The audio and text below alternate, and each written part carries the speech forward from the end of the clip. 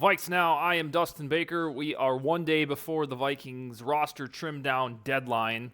The action started yesterday, continued today. Calvin Avery was released about 10 minutes before this show's recording.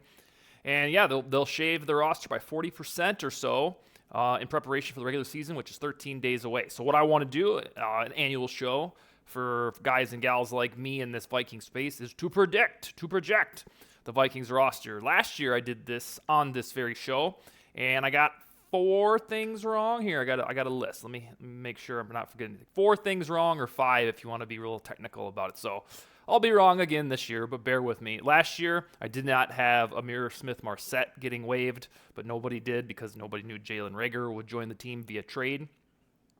I had Jalen Twyman making the roster last year instead of Esezi Adetomiwo. That was incorrect. T.Y. McGill played like a preseason hero last year. I thought he'd make the team. He did not. Luigi Villain made the roster. I didn't see that one coming. I had him as a cut last year. He will not be a cut this year. Spoiler. At least on my projection. And then William Quinku last year. He's on IR right now, but I did not foresee him making the 53-man last year, and he did. Good for him. So if this holds, I'll probably get a handful of things wrong. Let's hope it's not too many. But I'm going to go position by position and tell you who I think is going to make the roster and who does not. So first, no mystery in my opinion. Kirk Cousins, Nick Mullins, and Jaron Hall at quarterback. I guess the takeaway here is that Jaron Hall indeed makes the 53-man roster. If you listen to Kevin O'Connell's comments from the last week, everything he says seems to indicate that Hall is safe for the 53-man roster. Now, if he was not, this does not mean he'd be cut or waived or hit the practice squad. Or that's what would happen if indeed they didn't want him on the 53-man, would be the practice squad, and there he could somewhat easily get stolen by a different team. But with the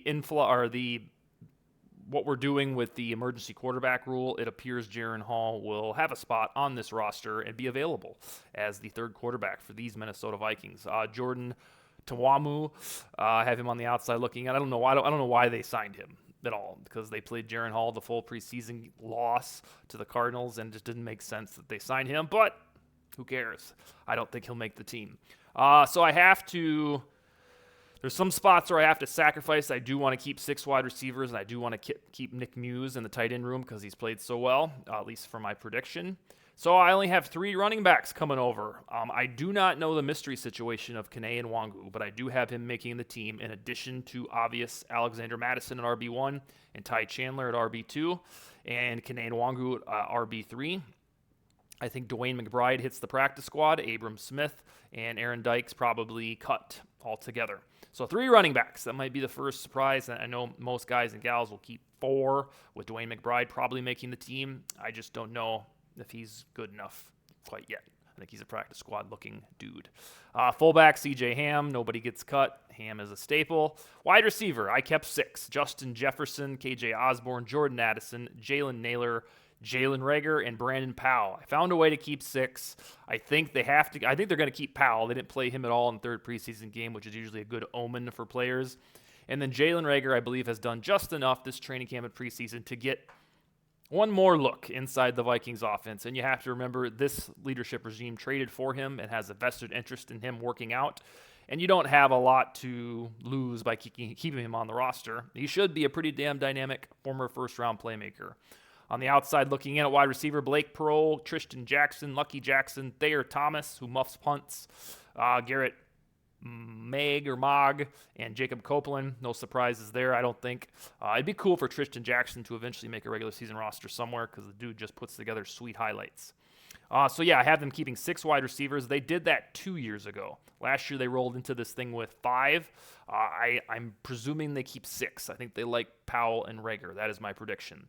At tight end, I have them keeping 4. I know it doesn't make a ton of sense to keep 4 tight ends, but I think Nick Muse has been too good this summer to throw him on the practice squad. If I'm going to get anything wrong, it's probably going to be this, that Muse makes the team. So at tight end, TJ Hawkinson, a no-brainer. Let's get that damn deal extended and done.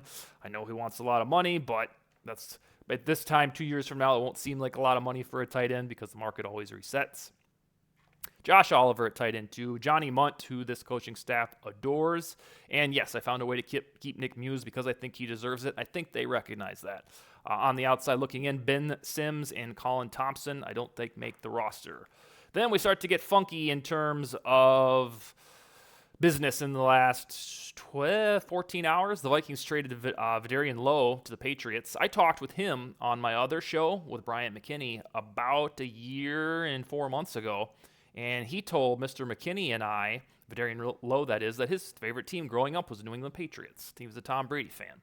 Tom Brady doesn't play there anymore, but Vidarian Lowe will. The Vikings got a 6th-rounder for him, so he will not factor into the offensive line depth that I'm about to unveil. So Christian Darrisaw is a no-brainer at left tackle, and then I think Christian DeLauro, almost by default, has to make it. Otherwise, they don't have enough tackles. And then at right tackle, Brian O'Neill and Oli Udoh all of a sudden became safe as a roster bubble guy because they traded Vidarian Lowe. There was some that thought Udoh could be waived and were frustrated by how he looked in the preseason. But you guys got to remember, Oli Udoh played really, really well last year when Darrisaw and O'Neill were hampered. Udoh came in and did the thing, and it was very impressive. I don't know what bullshit he was on this preseason, but I trust him long term, and so should you. Also remember that right now that we only have 4 tackles being carried over. In a pinch, I think Blake Brandel can go back and relatively easily play offensive tackle. He's built like an offensive tackle. He's a huge guard if they keep him there. But yeah, I think that can be the solution. I think the big sexy play here is they sign Dalton Reisner, have him at guard, slide Brandel back to tackle, and all is peachy in the world. At center, Garrett Bradbury and Austin Schlottman make the roster in my estimation, and Alan Ali on the outside looking in, maybe a practice squatter.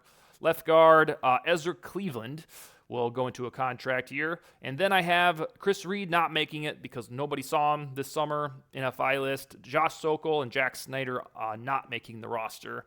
And then at right guard, Ed Ingram gets another audition at that spot. And then the backup is Blake Brandel if they don't move him to tackle. And then there's nobody else at right guard to cut. The guards cut are Chris Reed, Josh Sokol, and Jack Snyder, in my opinion. So that's the offense. I did keep the 6 wide receivers and 4 tight ends.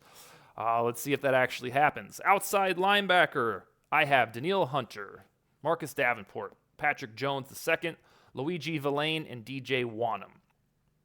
I think Andre Carter will go to the practice squad. He may or may not get stolen.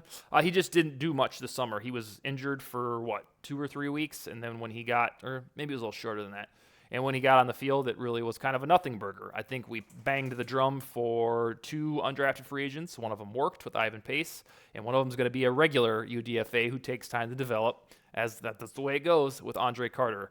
And then I know during the Vikings preseason game on Saturday that Pete Bursich, a former linebacker, was really, really making the case for Benton Whiteley to make the 53-man roster. I just don't know that he fits. I think that's a Bursich guy. Last year they kept Quinku, so we'll see if Whiteley can make the cut. Defensive end, I had to get a little skimpy to accommodate some of the other spots. So I have Harrison Phillips, Dean Lowry, Jonathan Bullard, and Jaqueline Roy. With the roster cuts, Ross Blacklock, who I think will be cut altogether. Isaizi Adotumiwo, I think he goes to the practice squad. Junior Aho doesn't make it, and Sheldon Day arguably should make it, but I don't have him on the 53-man. I think the biggest takeaway here is that Jonathan Bullard gained a roster spot the moment James Lynch was lost for the season. I think I previously had Bullard as a cut on one of my first renditions, but James Lynch is gone. Bullard is in my opinion. Nose tackle, Kairos Tonga. I think he's one of the best value players in the NFL. $940,000 contract, and he's going to start at nose tackle. He played wonderful last year. I have T.J. Smith cut, and then they cut Calvin Avery, like I said about 20 minutes ago. And then here's where I took Josh Fry's suggestion. I stole this idea from him. I think they will have 3 off-ball linebackers, and those are Brian Asamoah, Jordan Hicks, and everybody's new favorite Viking, Ivan Pace. With the outside looking in, Troy Reeder, Troy Dye, and let's see, I think they already got rid of Wilson Huber and Abraham Beauplan. I don't think he'll make it. So, yeah, only 3 off-ball linebackers is how I had to accommodate keeping some of the other spots like 6 wide receivers and 4 tight ends. So I think that they're going to roll into this thing and then lean heavily on some of those safeties that they have that can double as linebackers. So Jordan Hicks, Ivan Pace, and Brian Asamoah as the inside linebackers. Next, cornerback. I kept 6.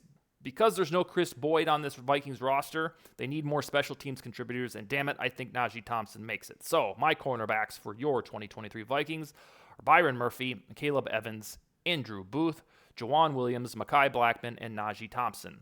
Who did not make the cut: Tay Gowan, Kalon Barnes, C.J. Colton, Jalen Williams, and Jamison Houston. I don't think any of that's too controversial. I really hope Najee Thompson makes it because he looked like a baller in the first 2 games, especially in the preseason in general. Safety, I saw over at ESPN where they kept everybody. They had every single safety besides the newcomer Jake Gervasi on the Vikings roster. They kept 6, but I'm only keeping 5. I think it's Harrison Smith, Cameron Bynum, Lewis Seen, Josh Metellus, and Jay Ward. And the roster cuts there would be Theo Jackson and the newcomer Jake G. That's the difference I have from ESPN. They think Theo Jackson makes the cut. Perhaps he does. And then the least mysterious part of the entire depth chart, kicker Greg Joseph. They ended that roster battle involving Jack Podlesny about, 2 weeks ago now? Ryan Wright had no competition, as he should not. And then long snapper Andrew DePaula, who is long snapping immortality. That's what I got. And then a kick returner, I think in Nwangu, so long as he's not hurt, wins that again. And then punt returner will probably be Brandon Powell because Jalen Reagor didn't do much last year. So that's that. Let's see how accurate I am. In the comments, let me know where I'm wrong. If you got enough time, put your own there. Let me know what you have different than me. But we should know. Let's see. I think we'll have another show tomorrow before roster cuts. But when I get on air Wednesday with Josh Fry, we'll be going through all the surprises from this roster. It's coming. That's all I got for Monday, and Skol, baby.